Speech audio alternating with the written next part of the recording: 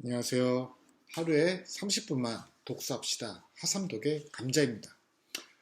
2022년 5월 26일 목요일 밤 10시 35분입니다. 네, 좀 바쁜 하루를 보내서 사실 독서는 오후에 했거든요. 근데 이제 어, 저희가 공지했다시피 이제 독서하는 시간을 방송 안에 넣지 않다 보니까 그냥 독서만 했어요. 독서하고 이제 저희 이지 화목 북클럽 밴드에 독서한 내용들을 좀 정리해서 올리고 이제 오늘 좀 긴 하루를 보냈습니다. 네, 이제 점심부터는 지금 제가 살고 있는 도시 원주는 그 대한민국 독서 대전이 펼쳐지고 있습니다. 그 중에 한 프로그램 중에 그 중천 철학 도서관에서 오늘 열린 왜 책을 읽어야 하는가 그 토론회에 참석을 했어요. 거기서 이제 정말 책에 관해서 여러 이야기도 하고 또 저도 그 하삼도 위드 감자 제 유튜브 채널도 말씀을 드렸죠. 원주에서는 한도시 한 책 읽기가 2004년부터 시작되고 있어요. 물론 이제 1년에 한 번 시민들이 한 권의 책을 가지고 같이 읽고 토론하는 것도 좋지만 우리 이제 그 강의 때 그 주요 그 강의 때 들었던 그런 내용 중에 2010년도에는 한국인이 평균 독서 시간이 약 30분가량이었습니다. 그렇지만 이제 여러분들 아시다시피 2010년도에 이제 아이폰이 나오고 스마트폰이 나오면서 독서 시간이 점점 줄어들고 연간 보는 독서 책의 권수도 줄어들게 됐죠. 그래서 제가 지금 하루에 30분 독서하는 것, 매일매일 독서의 루틴을 만드는 것들을 이렇게 제안을 했어요. 그리고 이 채널도 소개를 하고 그런 것들을 우리 저희가 사는 이 고장에서 도시에서 같이 협력할 수 있는 것들. 결국 좋은 것들은 책을 읽는 독자 자신이 제일 좋은 거지만 좋은 것들을 이제 결국 나누는 것, 같이 잘 해보는 것, 이런 것들이 저는 시민정신이라고 생각하거든요. 네. 그래서 말을 또 길게 했지만 또 그 이후에 이제 딸이 플룻을 배우고 있는데 또 이제 플룻을 태워다 주는 건 제 아내가 하고 또 데려오는 건 제가 하는데 그 중간 시간에 한 30분, 40분인 시간이 낚이더라고요. 그 시간에 뭐 해야겠습니까? 하루에 30분 독서해야죠. 그래서 이제 틀려도 좋다.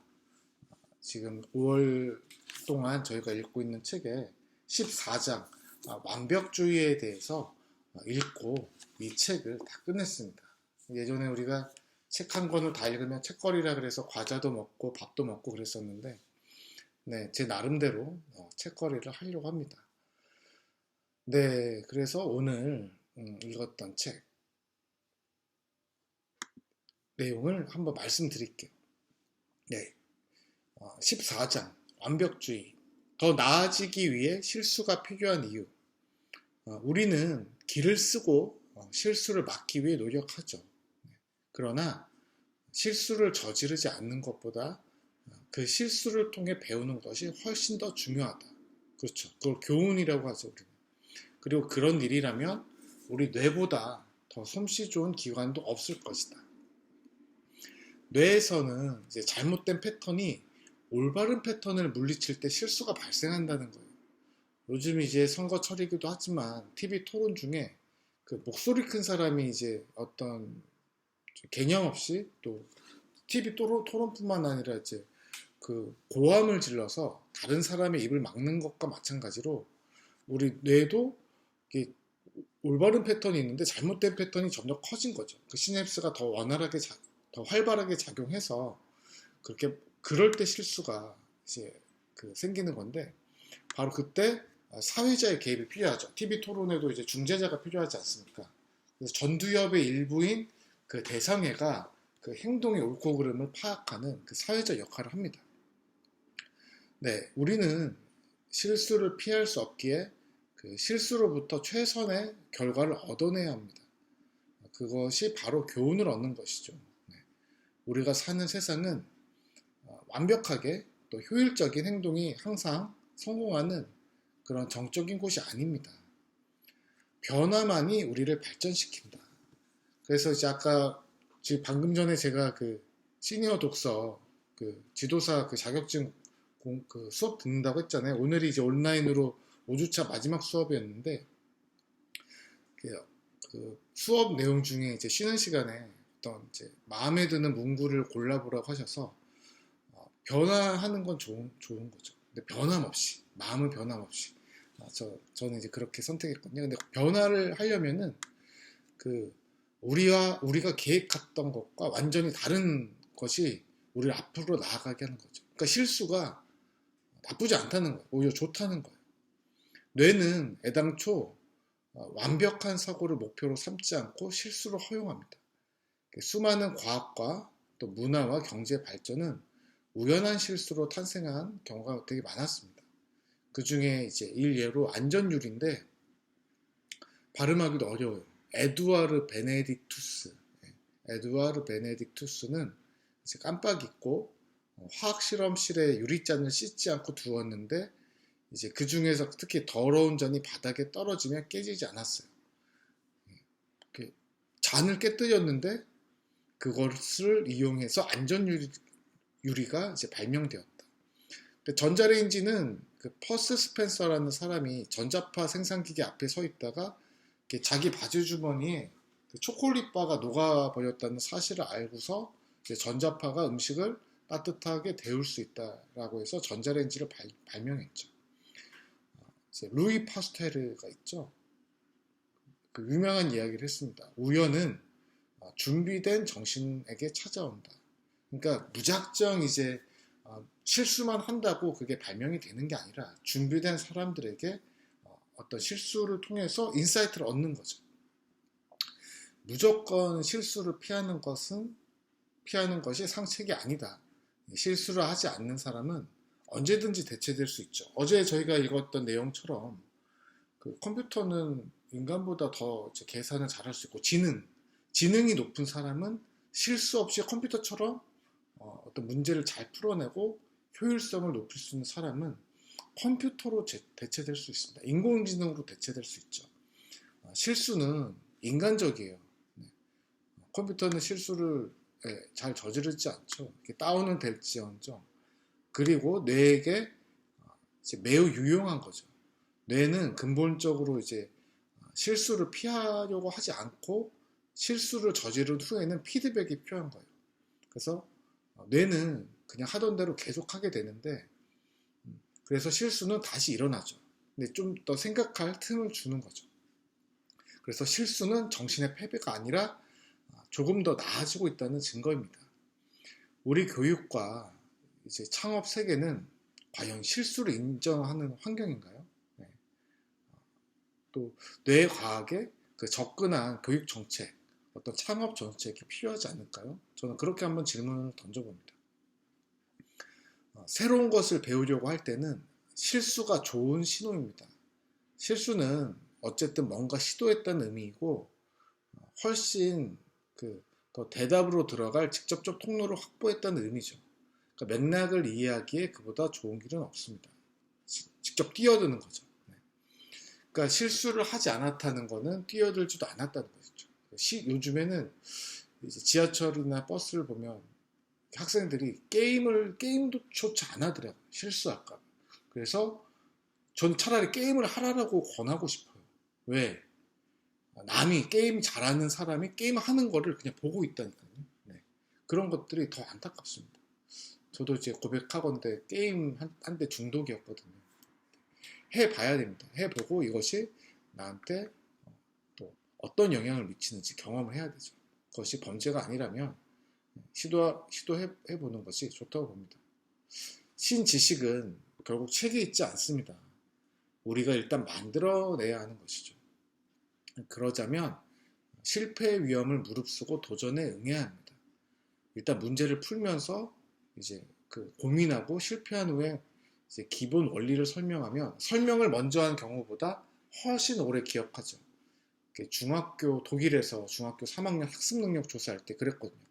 먼저 설명하기 전에 문제를 주고 이제 틀려본 다음에 이래서 내가 틀렸구나. 그 완벽한 자식을 바라는 부모의 마음이 아이의 자의식을 무너뜨린대요. 네. 실수를 용납하지 않는 부모의 태도가 아이를 공포심에 쩔게 하는 거죠. 네. 부모가 실수를 용납하지 않을수록 아이는 더 당황합니다. 신지식을 습득하는 뇌의 진짜 능력은 자동화가 불가능해요. 자동화가 꼭 필요한 일들이 있죠.